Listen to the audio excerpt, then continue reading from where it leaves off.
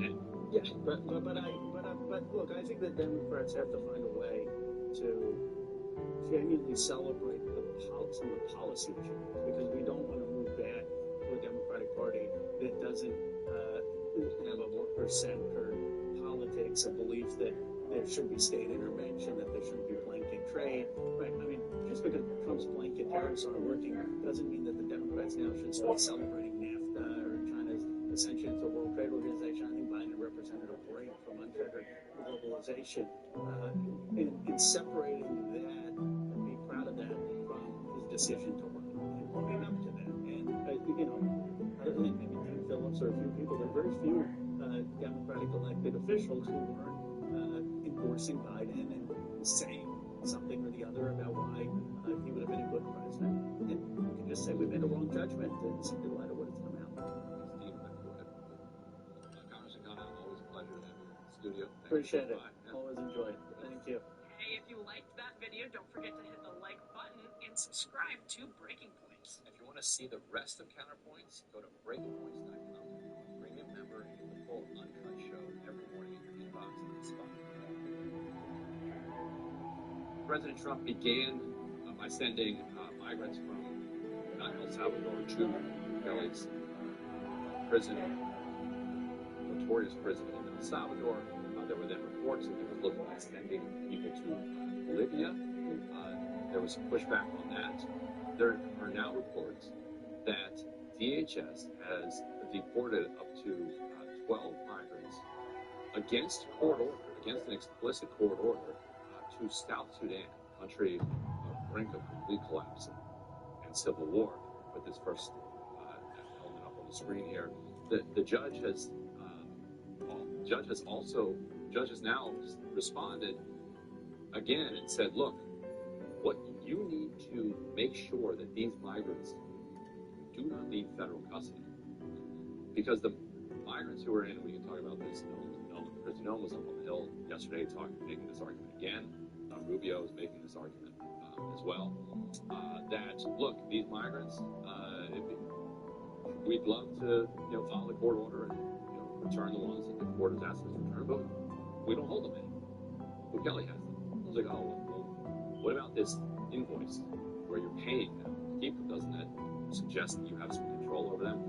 That's just basically, that's a broad grant. That doesn't apply specifically to this one individual. So this judge is saying, you violated the court order that says people have to have a reasonable amount of time to contest their deportation, which is not apparently they gave, the ones that we know about, they gave them like a couple hours and not enough time for the lawyers to do anything, and they handed the document to Myanmar deportee in English.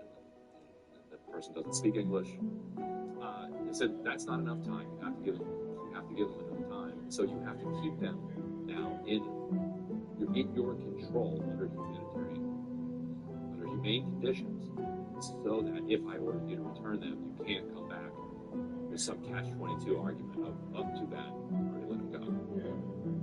I'm on Era right now, and there's a registered lobbyist on behalf of South Sudan who's a former Bush administration official.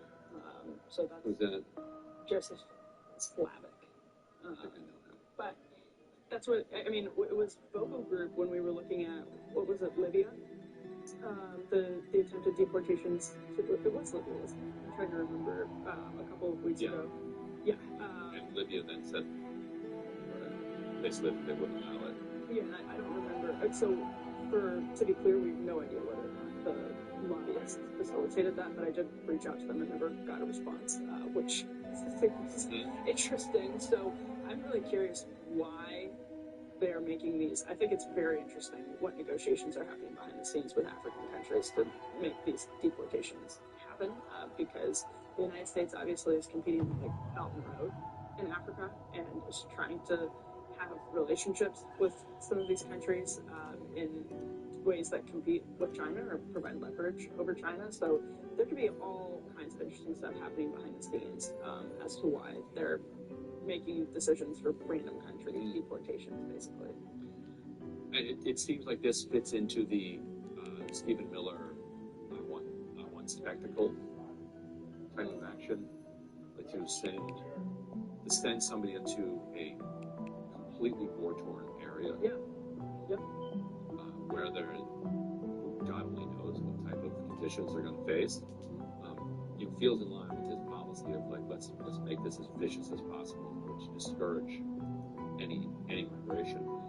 So Chris Van Hollen and Marco Rubio got into it over immigration speech and basically the entire kind of Trump first 100+ days. The Senate yesterday it went for quite some time. It seemed personal. Van Hollen used his entire 7 minutes basically to go after Rubio, and then Rubio insisted on having time to challenge him to come back. Let's roll a little bit of it.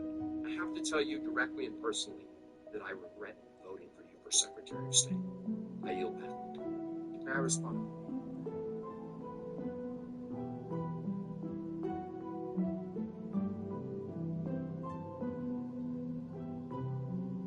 It seemed personal. Van Hollen used his entire 7 minutes basically to go after. President Trump made a significant announcement about the United States' impending Golden Dome in the Oval Office yesterday. Let's go ahead and roll B1 to get a flavor of how Donald Trump described this project. I'm pleased to announce that we have officially selected an architecture for this state-of-the-art system that will deploy next-generation technologies across space, including space-based sensors and interceptors. And Canada is progress, and they want to be a part of it. So we'll be talking to them. Protection also. So as usual with Canada, investment there. This design for the Golden Dome integrate existing defense capabilities and should be fully operational before the end of my term. So we'll have it done in about 3 years.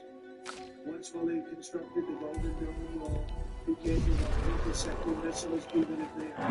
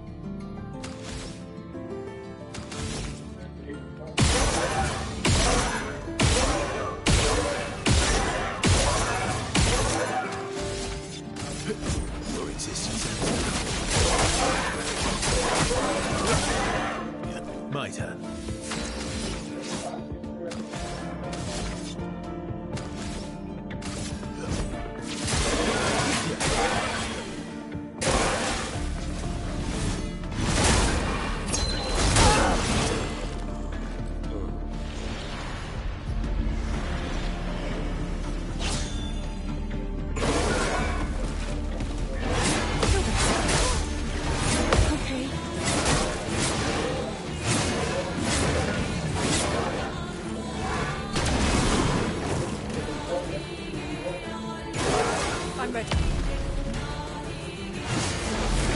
Okay.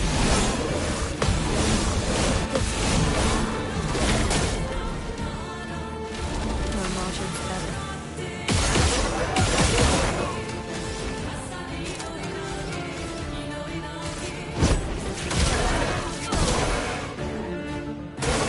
I'll do it. Okay.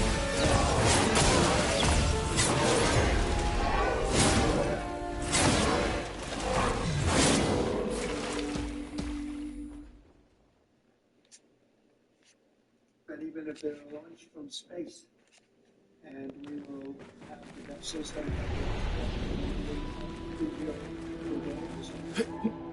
was very successful in technology that's even including hypersonic missiles, ballistic missiles, and advanced cruise missiles.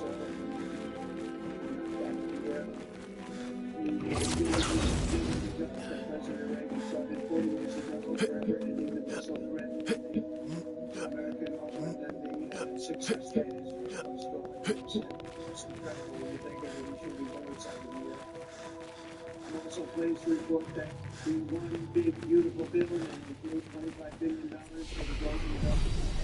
Construction been underway. That's the initial deposit, and we have generally looking about $175 billion total cost is completed. Well, the first thing New York Times, that was actually also the Defense Department suggested the golden dome, knowing that it would probably appeal to Donald Trump. They're like, this one's got an iron dome. Donald Trump, you need a golden dome. It's a little bit ballsy though for him to go for that and to spend years Democrats accusing him of taking a golden shower. And now he's going to have a golden dome preventing us from bringing down. Actually, I take that back. He probably does. Of course he does. Yeah, he's really deeply irritated. Yeah, yes. He's bothered by that. Well, maybe the Pentagon actually, this is really a way to continue embarrassing Donald Trump and the Defense Department. But it will be a pretty penny for the contractors in all likelihood. Lockheed Martin CEO was on Fox and Friends this morning saying it will be built domestically. Trump is saying it'll come in at about $175 billion, which seems impossibly low. The Congressional Budget Office is putting that more at $542 billion, which in the context annually... He said 2 to 3 years. Stevie O said 20 years. Yeah. And in the context of an annual defense budget that's more than $2 trillion, it's not insane to propose a $500 billion idea that could hypothetically protect the country from missiles if it does what the Trump administration wants it to do, which is enormously ambitious. But this was shot by who? Normally, when you of course, concoct one of these things, like you have first spent the propaganda capital to sufficiently scare the public into believing that a particular boogeyman or boogeywoman is going to be shooting missiles at us. So therefore, we need to spend all of this money give $500 billion to Elon Musk to build this thing because these scary people that we've told you about are going to attack us. He just skipped right over that. Are we such pushovers now? We don't even need to be propagandized into fear. We're just like, okay, sure, go for it. Like, who's shooting missiles at us? I mean, China bomb? maybe, but no. Iran? No, I mean, we're reaching a deal with them. North Korea is his best friend. Russia? Is it Russia? It's China? It could be anyone. That's the point. And if it's China, you think they can't get through whatever Elon Musk puts together? I think the rate of technological advancement has been so rapid that the world feels like an extremely scary place to the point where people don't need to be propagandized into some type of significant, urgent, single problem. Although it's probably no coincidence that it's happening as the negotiations with Iran are unfolding either. I mean, it would be cool if Star Wars could first kind of break the fiscal back of the Soviet Union and then break the fiscal back of the United States. It could kill two empires without ever actually getting built. Well, yeah, it's a complete parallel, obviously, to the Reagan years, because on the other side, Donald Trump is working on a massive tax cut proposition right now. So as they're, sort of, as you have your deficit bonds freaking out about spending, you're also not cutting spending and using taxes to aspirationally reduce the economy, then you're also trying to increase defense spending significantly with a massive expenditure here. Now, Trump says again that he's putting it way lower than the CBO estimate. That's $500 billion, which is a significant chunk of the annual defense budget. But I think if it were to do what it would be a big deal. So they're estimating a particular cost for a weapon. Has it ever come in ever in history of the world? So this will be the first one to come in over, and it's going to come in at 90% over. Yeah, sounds good. Yeah, it sounds like a deal.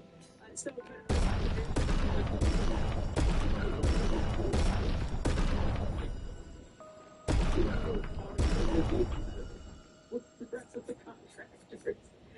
And you can just take it like a 10-year vacation too. Oh, Boeing's going to do Air Force One. Don't worry about it. They're on it. So, It's taken a decade for Air Force One. Yeah, that should be nothing. So the parallels to the 1980s continue. Donald Trump was on Capitol Hill yesterday trying to negotiate with House Republicans, in particular, who want to pass their bill. Actually, they want to pass it today and send it over to the Senate because they really want to.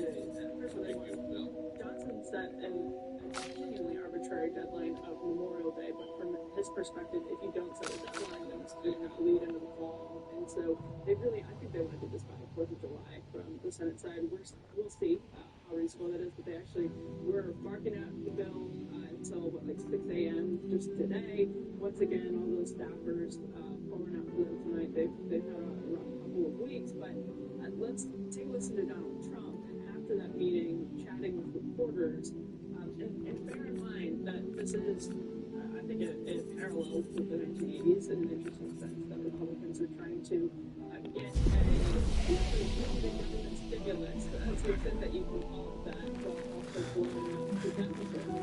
Now you're going to face questions just like this one.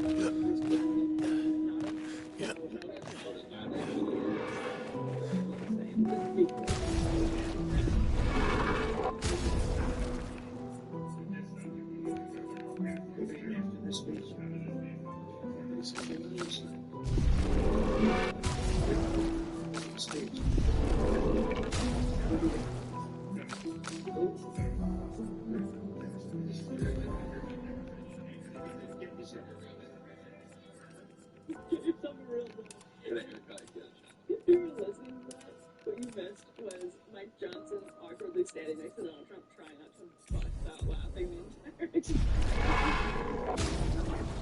He is funny. Now, B5, though, is an interesting development as well. This is Wall Street Journal's Cynthia Beaver saying that Wayne was delivering his message, which is basically he doesn't want cuts done. And that doesn't have anything to do with Wade's strong views. He said about the Freedom Caucus, quote, I love the Freedom Caucus. Please leave them. Freedom Caucus are my guys. Freedom Caucus guys drastic Medicaid cuts.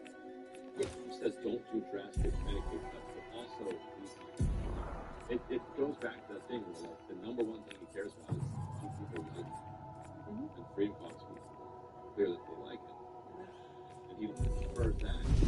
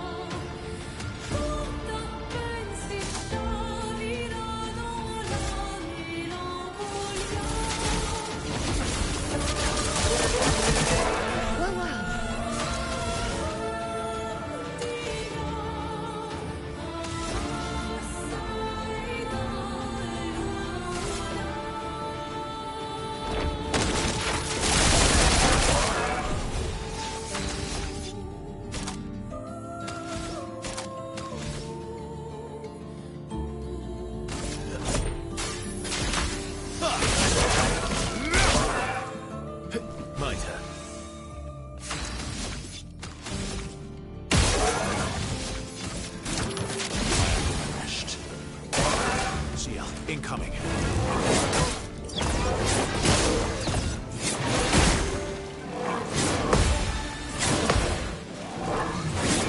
Go. Take your shot.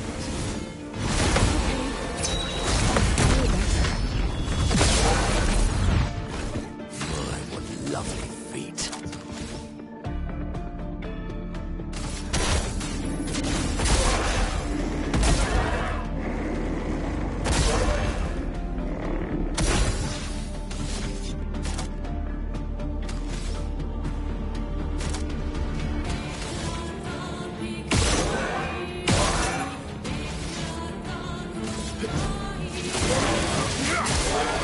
Time to end this.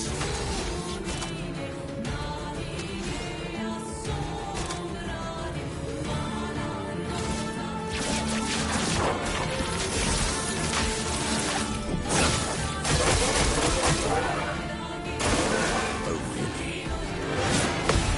Twist. Oh, wow. Energized. Twist. Invigorating.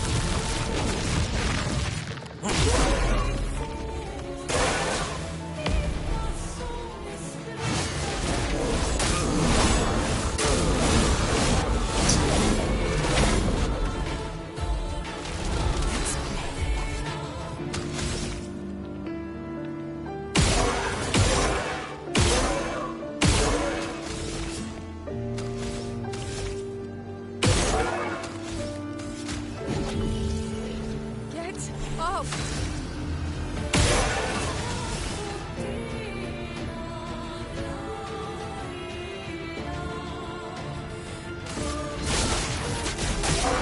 Time to read. Time for mayhem.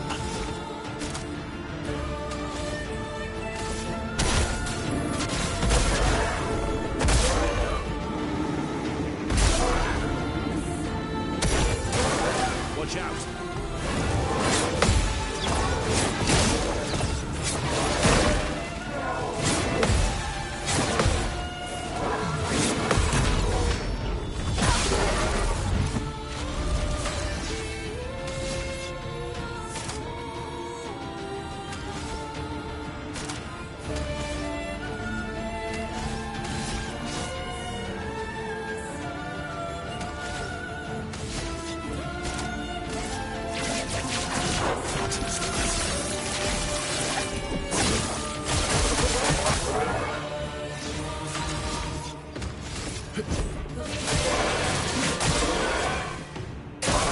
Take your shot.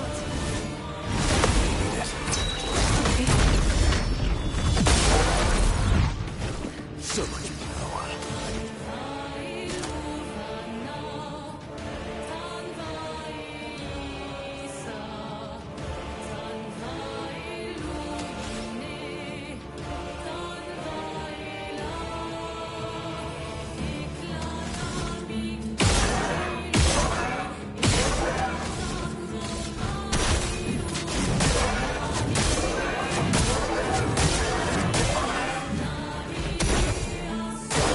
Take your shot.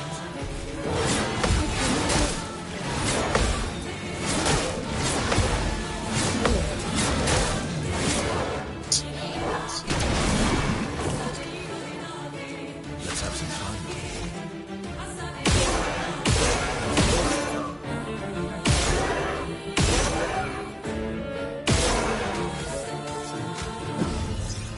Ready to strike.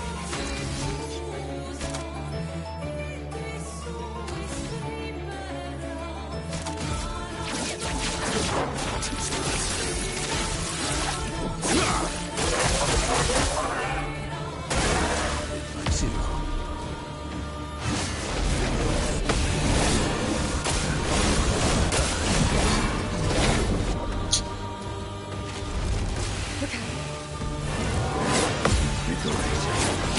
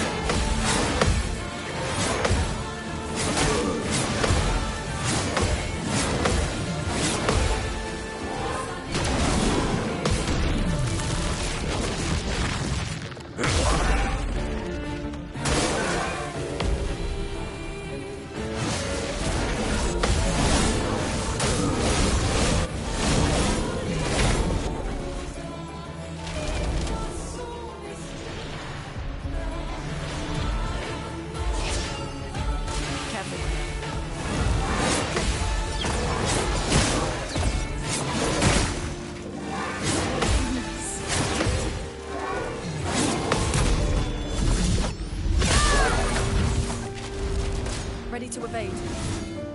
Keep going. Ready to take them. Let the ink flow.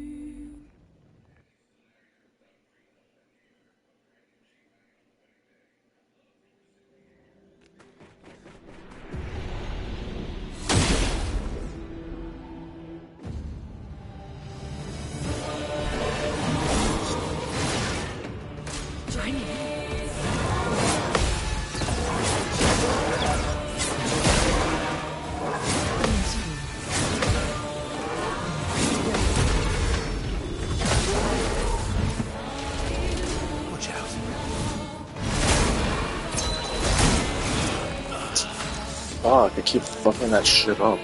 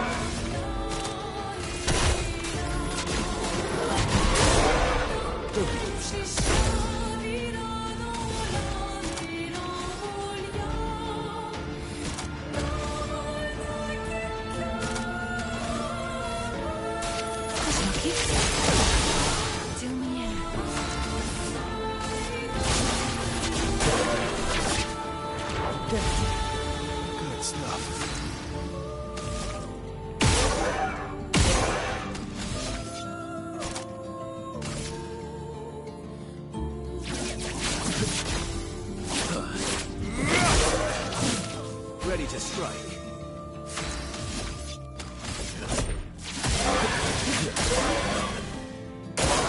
Not today. Cool.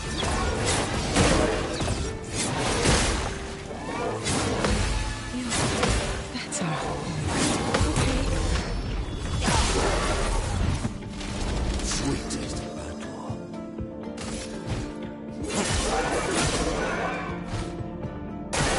Careful now.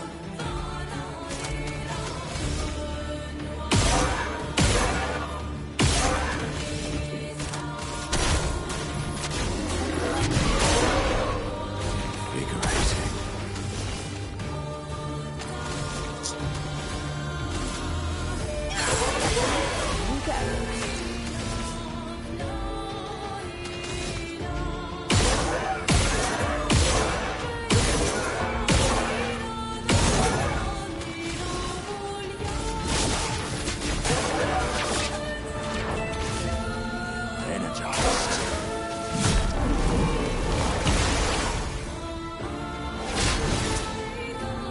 Look out!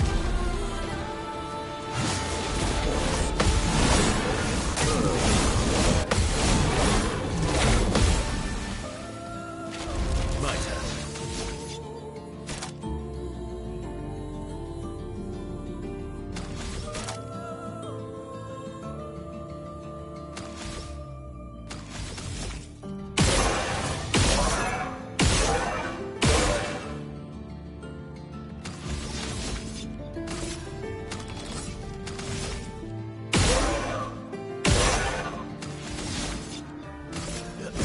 Your existence ends now. Ready to strike.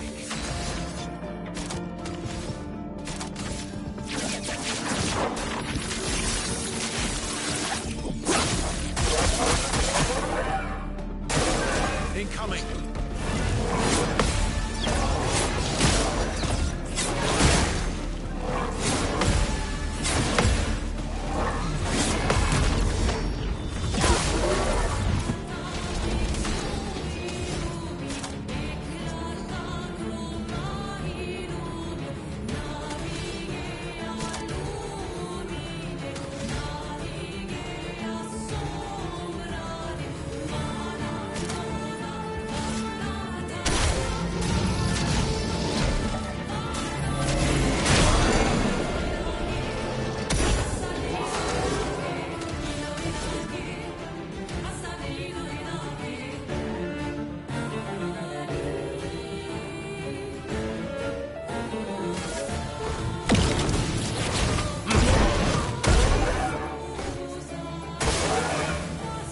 See ya. Incoming.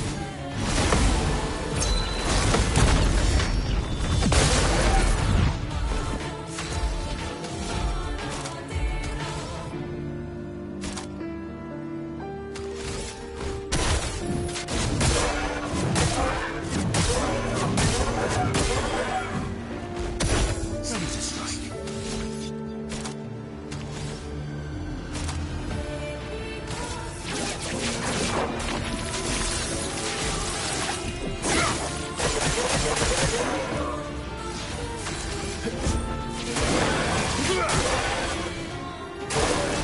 It's locked on you.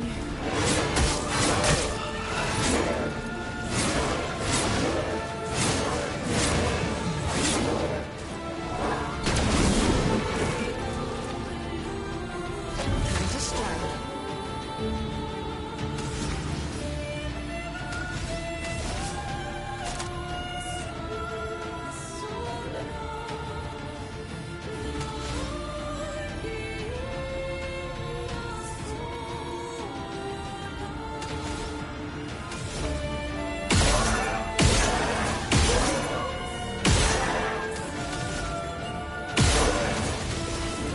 That's lucky.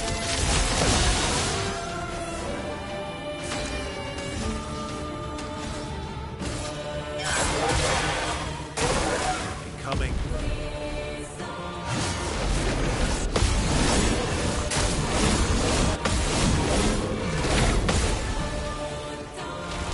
Things are getting spicy.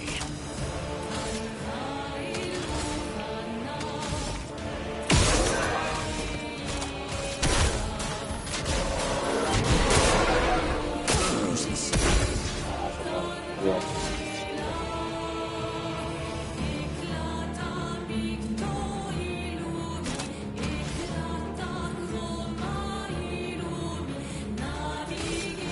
Your existence ends now.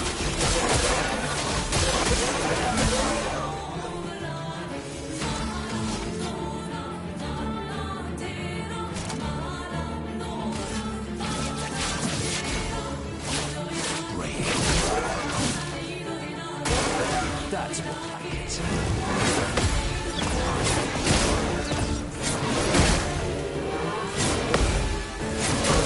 Oh, my.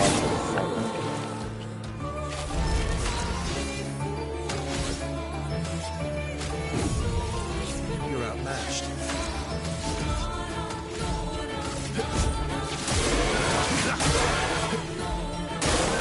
your turn to shine. Invigorating. Through deck.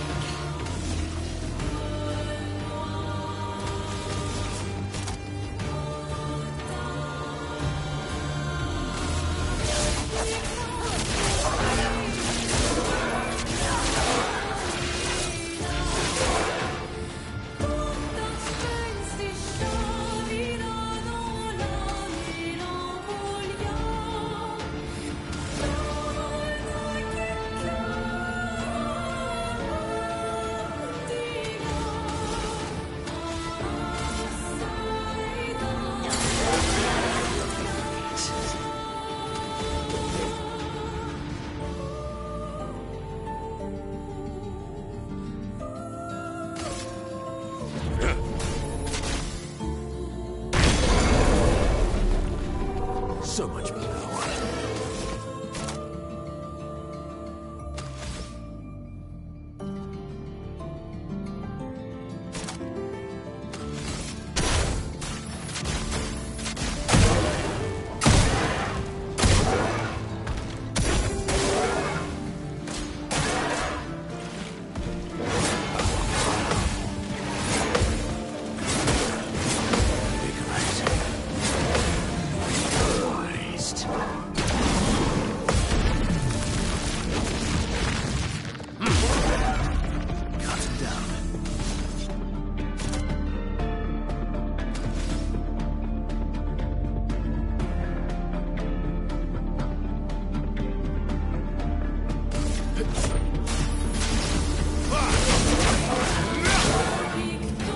Let's cover path.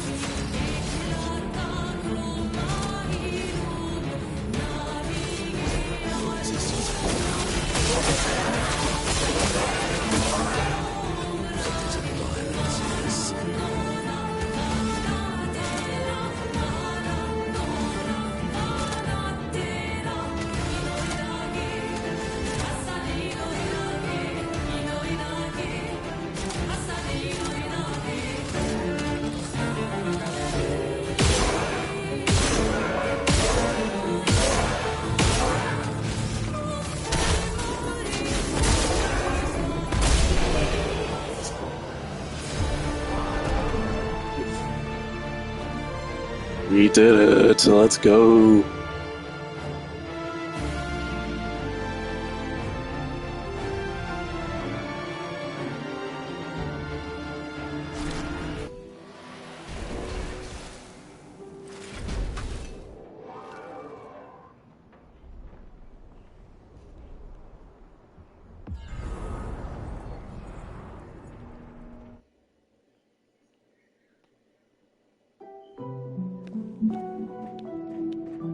That should do it.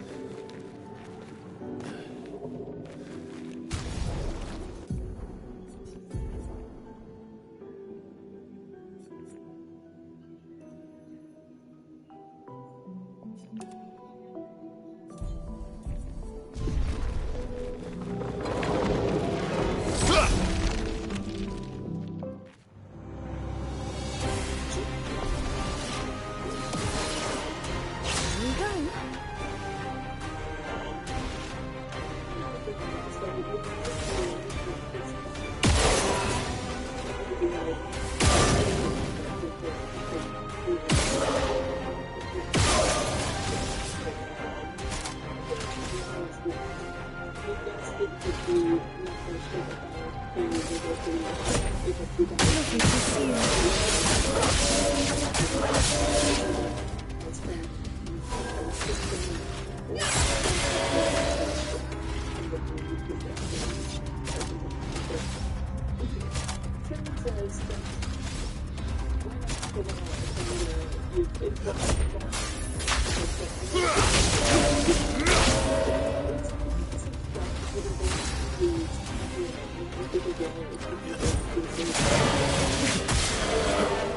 Tasty battle.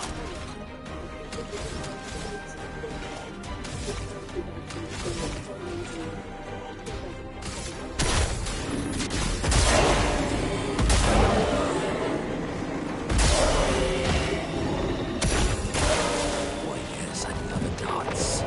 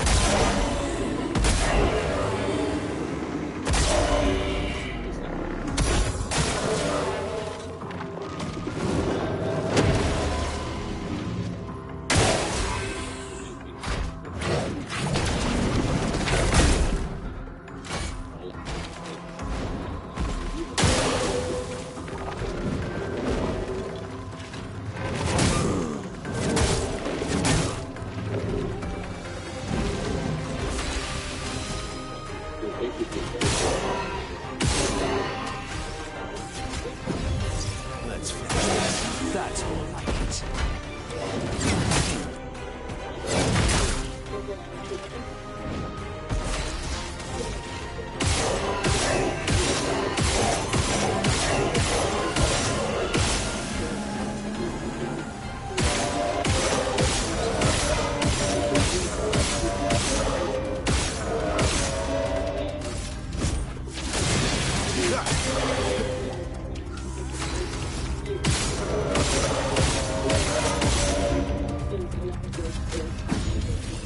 Like this.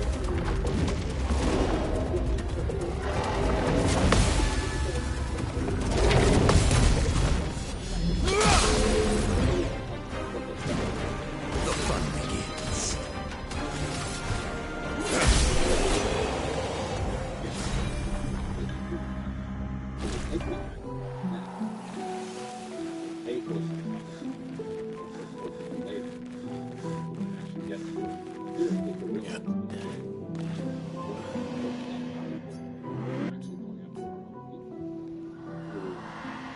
Don't believe that they're getting a government answer just by the parents being told like,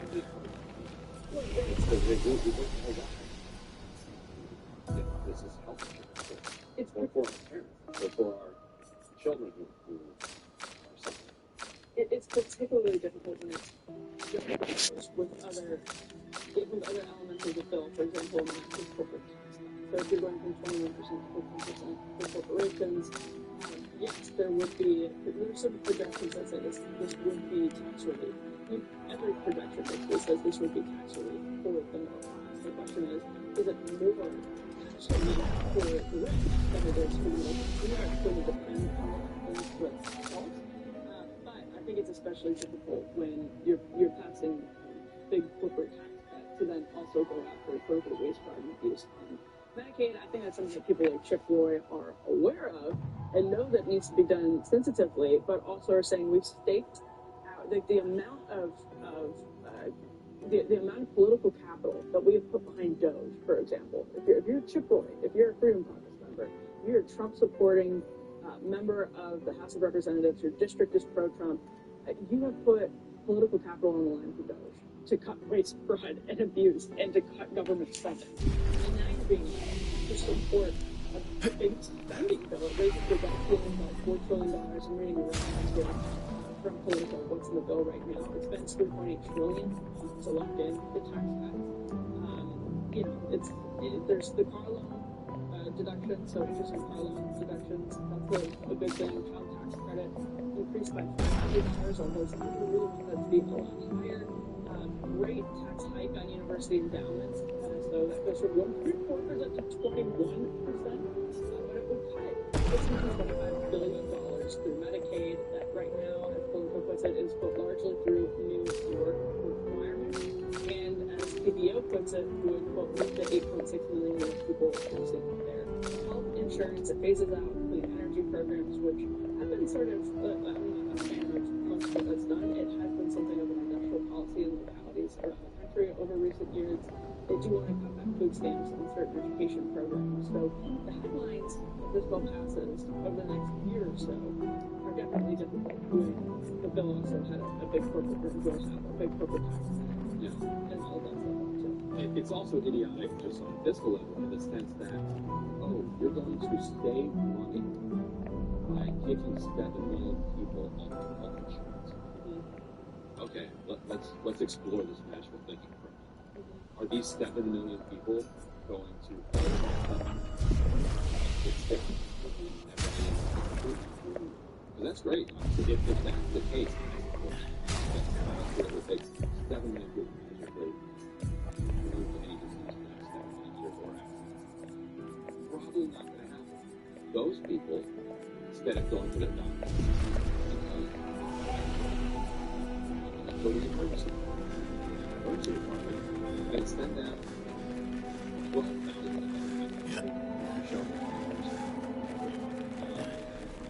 that person doesn't have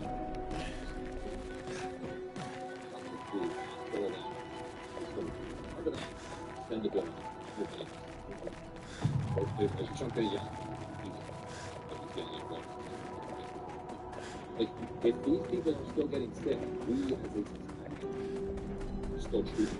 And the difference is, it's going to cost us more to treat them because we can get so we're actually, even your deficit cutting Medicaid is going to belong to everybody, whether it's raising your own cost of insurance, raising the bills that you pay, tweaking private equity, screwing you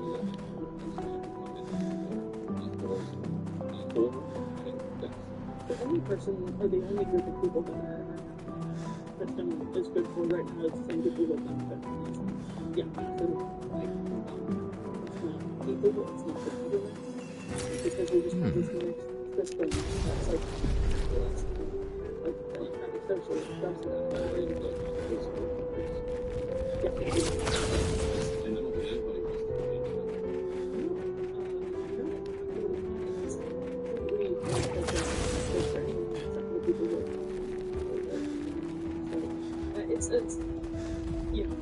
it's going to be this entire thing. If you enter administration, you have promised to make the tax cuts permanent, and that will